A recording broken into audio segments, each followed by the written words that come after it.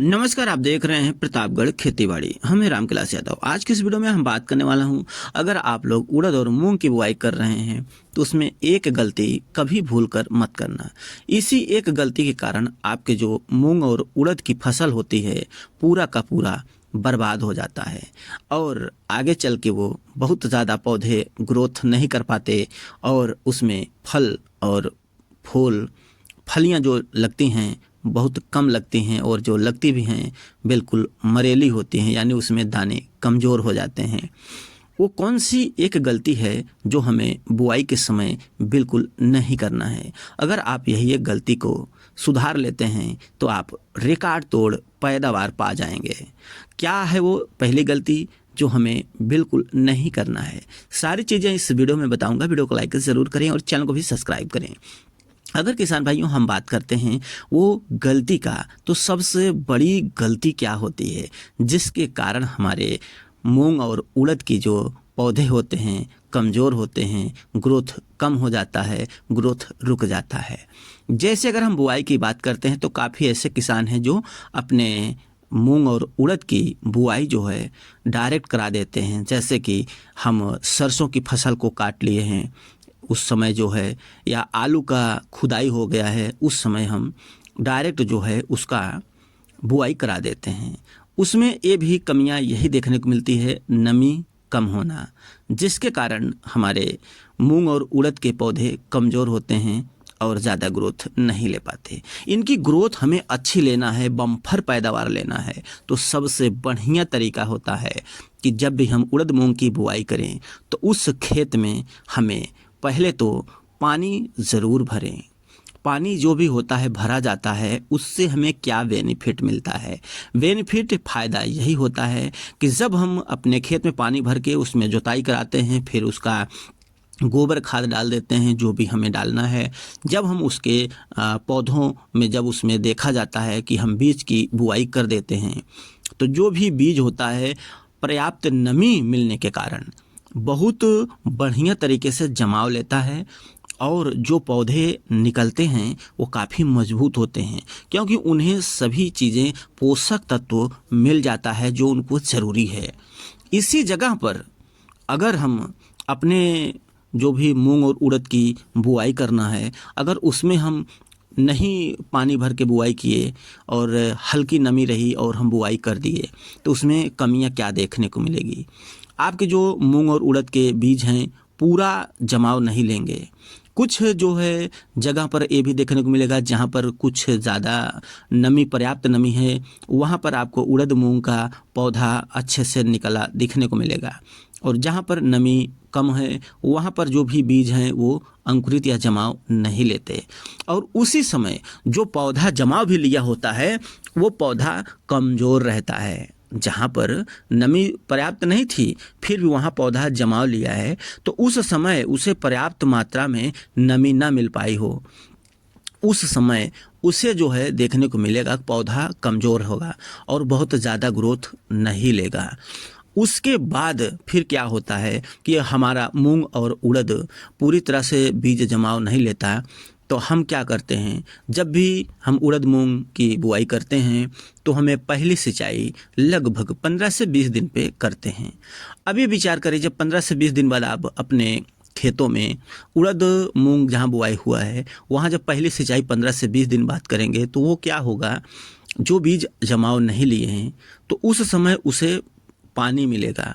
तो कुछ बीज देखने को मिलता है कि सिंचाई करने के बाद जमाव लेता है, और कुछ बीज उसी में दबे दबे सड़ या खराब हो जाते हैं। अब ये जब 15 से 20 दिन बाद हम पानी सिंचाई कर देते हैं तो लगभग 2 से 3 दिन बाद जो भी बीज नीचे रहते वो जमाव लेते हैं। अब ये विचार करिए, जब हम शुरू में जो बुआई कर दिए हैं वो पौधा भी नमी के कारण जो है कमज़ोर हो गया है, तो उसमें कितना पैदावार होगा। और जो दूसरी बार आप जब पहली सिंचाई किए हैं जो उसमें से पौधा जमाव लेगा, वो पौधा जो है 15 से 20 दिन पीछे हो गया है। अब आपकी जो उड़द और मूंग का फसल किए हैं हम जल्दी के मारा होता है कि हम पहली बुआई कर दें, हमारा पहले जो है रहेगा तो अच्छा बेनिफिट हमें मिलेगा, अच्छा पैदावार होगा और अच्छा कीमत मिलेगा हमें, क्योंकि जल्दी जितना आप जल्दी इसकी बुआई करके तोड़ाई कर लें उतना ज़्यादा बेनिफिट मिलता है। जब वो पौधा 15 से 20 दिन बाद जमाव लेता है तो जमाव लेने के बाद वो 15 से 20 दिन बाद उसमें फल फूल भी लगेंगे, फलियां भी देरी से लगेंगी, फूल भी देरी से लगेगा। तो आपके जो उसमें होगा वो धीरे 15 से 20 दिन पीछे हो जाता है। और नमी ना होने का कारण जो हमने बुआई कर दी है उड़द मूंग की, उसमें जो पौधे में फूल लगेंगे वो बहुत कमज़ोर रहेंगे, फलियां जो आएंगी कमज़ोर रहेंगी, क्योंकि शुरुआत में उसे पर्याप्त मात्रा में नमी नहीं मिल पाई है। इसके कारण वो पौधा कमज़ोर रहेगा और फूल भी कम आएंगे और फलियां भी कम आएंगी। जो फूल और फलियां आएंगी वो कमज़ोर रहेंगी, फलियां भी जो लगेंगी वो भी कमज़ोर रहेंगी। तो इसमें बम्पर और रिकॉर्ड तोड़ पैदावार लेने के लिए आपको चाहिए कि कभी भी उड़द और मूंग की बुआई करो तो उस खेत में पानी भर दीजिए। भरने के बाद जब उसमें नमी रह जाती है, पर्याप्त नमी जो हमारे फसल के लिए ज़रूरी है, जैसे कि समय अनुसार 5 से 6 दिन, 4 दिन, 5 दिन, मौसम के अनुसार वो खेत पक जाता है। अगर हमारा खेत पक गया तो हमें तुरंत ही बुआई कर देना चाहिए। उसमें कितने लोग लापरवाही कर जाते हैं कि बुआई का समय आ गया है फिर भी 1-2 दिन लेट करते हैं। बिल्कुल ऐसा नहीं करना है। जब भी अगर आप अच्छी पैदावार लेना चाहते हैं तब अपने खेत में सही समय पर, जैसे नमी पर्याप्त नमी रहे उसी समय बुआई कर दीजिए। बुआई कराने के बाद हल्का जो है उसमें जुताई करा करके आप पाटा कर दीजिए। उस समय आपकी जो उड़द और मूंग के बीज हैं बहुत बढ़िया तरीके से जमाव लेंगे और उन्हें भरपूर मात्रा में वो पोषक तत्व जो उन्हें ज़रूरत होती है मिल जाता है। उसके बाद देखने को मिलता है कि वो पौधा उड़द मूंग का काफ़ी मजबूत भी रहता है और काफ़ी ग्रोथ जल्दी करता है और जल्दी से फल और फूल उसमें देखने को मिलते हैं। और जब आप सही समय पर सही तरीके से उसकी बुआई करेंगे, नमी पर्याप्त मात्रा में रहेगी, तो शुरुआत में ही जो उन्हें पोषक तत्व तो मिल जाता है उसी से वो लास्ट तक टिकी रहती हैं और जल्दी से उसमें फूल लग जाते हैं और जल्दी से उसमें फलियां लग जाती हैं, जो कि बहुत बढ़िया रहता है और हम उसको सही समय पर तोड़ाई कर लेते हैं और मार्केट में बिक्री करते हैं। शुरुआती दौरे में जब शुरू में होता है तो उसका कीमत हमें बहुत ज़्यादा मिलता है। गेहूं, चावल, धान के मुकाबले हमें उड़द मूंग में कीमत ज़्यादा मिलती है।